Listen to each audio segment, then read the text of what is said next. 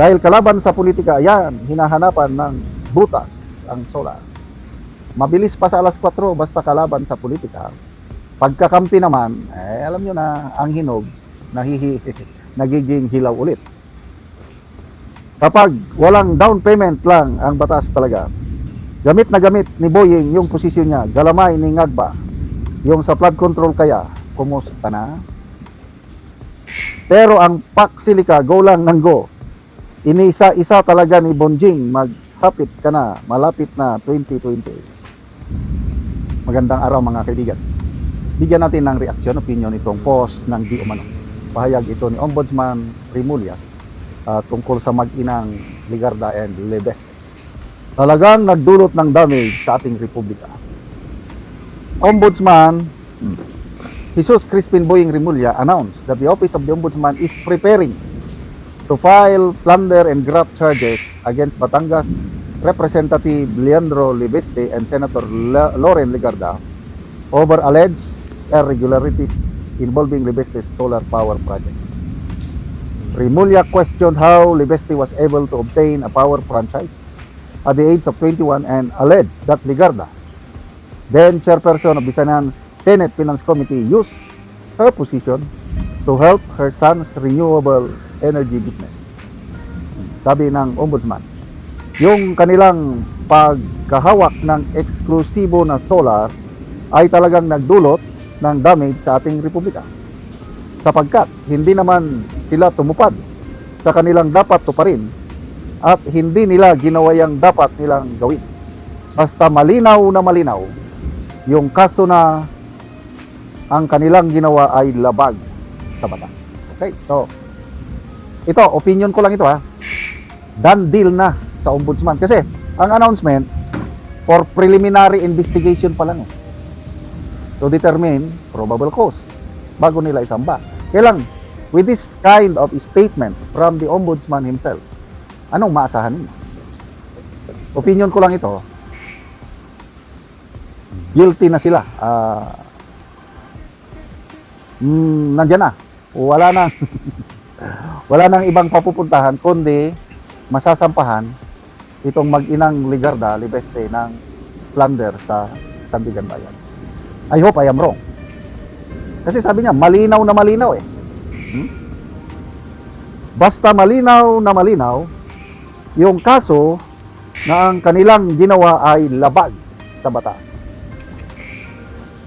Sa reaksyon ng taong bayan, 15,000 ang nag-react. 12,000 ang tumatawa, 1,900 ang galit, 1,400 lang ang nag-like sa kanyang bayan. So, kita nyo halos 90% hindi naniniwala or galit dito sa pahayag ng ating Ombudsman. Basta tayo sa mga comments. Scarlett Rianes, basta walang kickback, labag sa batas. Talaga namang kapaki-pakinabang ang talento mo, sir.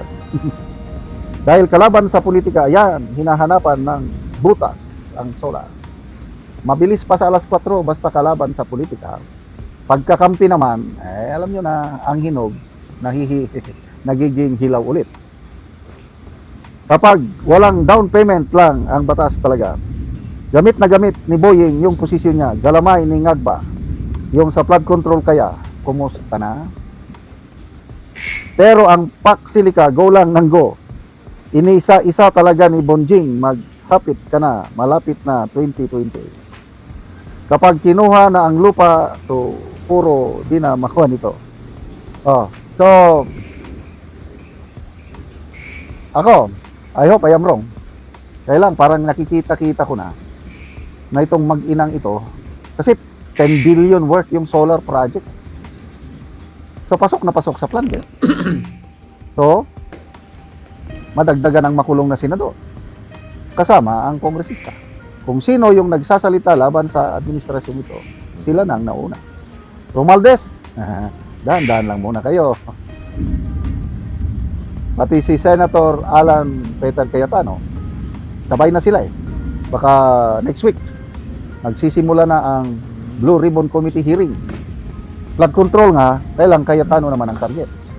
Hindi na yung mga alleged na nakatanggap ng maleta, wala na yon. Huwag na nating asahan na maungkat pa ang ano sa maleta. So, ito na talaga. Kaya ba nilang gipitin si Senator Alan Peter Cayetano at Senator Ligarda?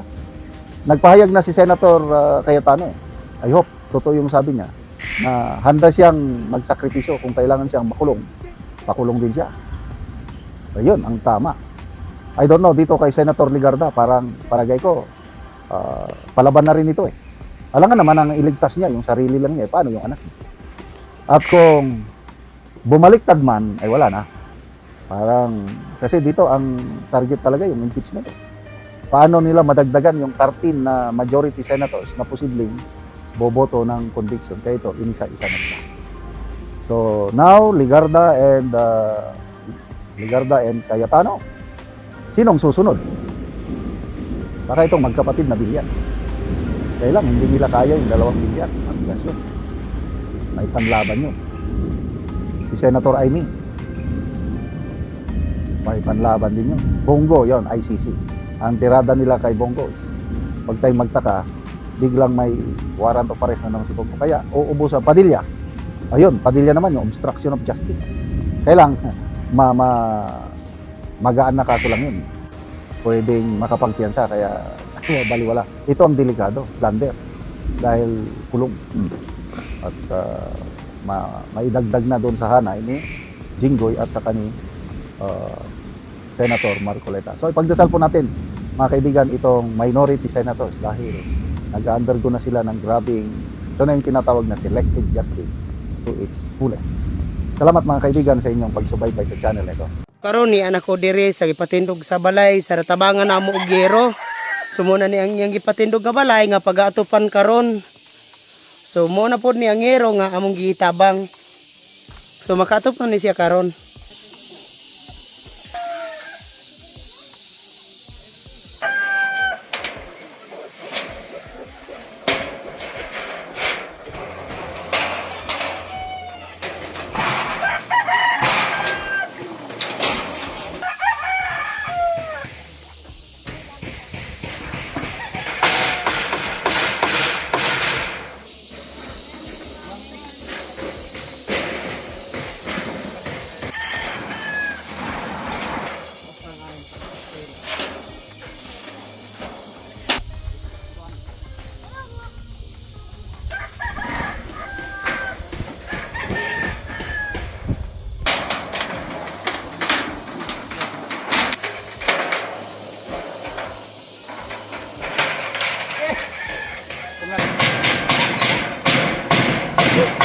Ug karon nakatop na gyud ang gitabangan sa yero. Makita gyud nato nga nindot na gyud nga tan-awon sa nagtabang sa mountain.